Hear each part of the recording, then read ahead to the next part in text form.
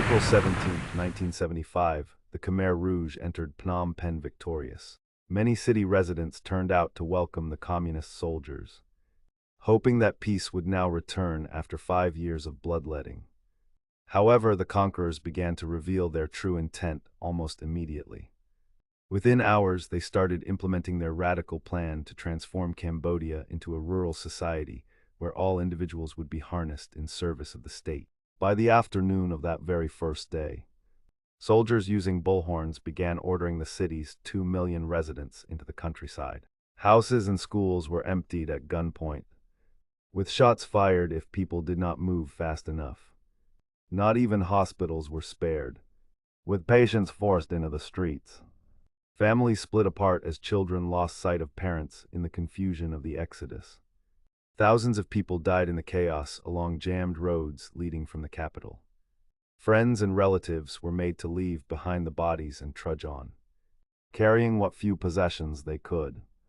We shouted that the war is now ended, and the peace has returned. The happiness did not last long, because these black-clad soldiers, who were carrying weapons, shouted to us, "You must leave the city now." Hugh Chantha, survivor, testifying before the Khmer Rouge Tribunal. ECCC. Foreign citizens in the city were herded into the French embassy compound, from which they watched the tragic death march make its way past the gates. From April 17, 1975 to January 7, 1979, the Khmer Rouge perpetrated one of the greatest crimes of the 20th century. Nearly 2 million people died under the rule of the fanatical communist movement, which imposed a ruthless agenda of forced labor, thought control, and mass execution on Cambodia. The purported goal was to transform the Southeast Asian country into a classless agrarian utopia. The result was an ancient society's wholesale destruction and a horrifying new term for the world to confront: the killing fields. The Khmer Rouge began their reign with the murder of surrendering officials of the former government and the brutal emptying of the capital and other cities. Black-clad soldiers marched millions of people into the countryside and put them to work as slaves digging canals and tending crops. Religion, popular culture, and all forms of self-expression were forbidden. Families were split apart, with children forced into mobile labor brigades. Anyone who questioned the new order risked torture and death by a blow to the head. Ethnic minorities faced particular persecution. Not even members of the Khmer Rouge were safe. The movement killed thousands of its own as suspected traitors and spies for foreign powers.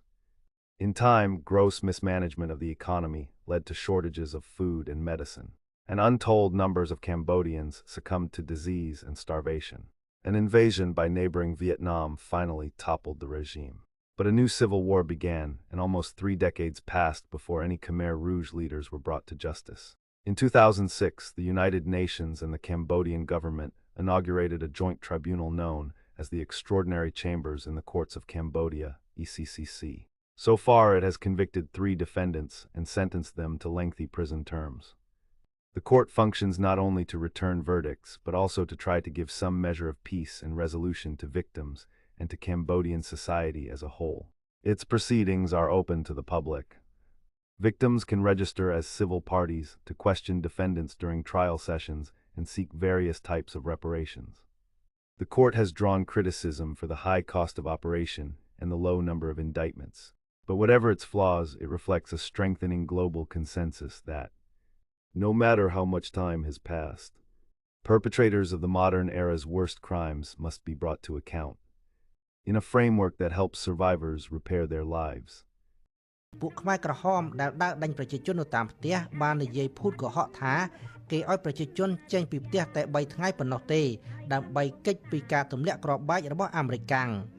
តែក្នុងពេលជាមួយគ្នានោះមានអ្នកខ្លះក៏ដើរប្រាប់ប្រជាជនថាមិនឲ្យចេញពីផ្ទះជាហេតុធ្វើឲ្យពួកខ្មែរក្រហមនិងខ្មែរក្រហមមានការខ្វាយគំនិតគ្នា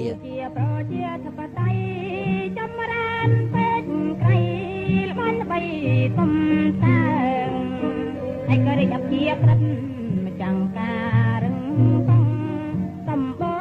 រងរឿងក្នុងបរណតែនៅនាទីចុងក្រោយប្រជាជនទាំងអស់ក្នុងទីក្រុងភ្នំពេញត្រូវបានបង្ខំចេញពីលំនៅឋានរបស់ពួកគេនៅក្រោមការព្យួងក្បាលនឹងកាំភ្លើង AK-47 និងគ្រាប់បែក B-40 គេឃើញពួកខ្មែរក្រហមបានបណ្ដាញទាំងមនុស្សឈឺទាំងស្ត្រីចិត្តសម្រាលកូនឲ្យចេញអស់ពីមន្ទីរពេទ្យកងទ័ពខ្មែរក្រហមខ្លះបានអូសទាំងអ្នកជំងឺដែលកំពុងព្យួរសេរ៉ូមនិងអូសទាំងក្រែអ្នកជំងឺចេញពីមន្ទីរពេទ្យរុញតាមដងវិថីគួរឲ្យខ្លោចផ្សាជាទីបំផុត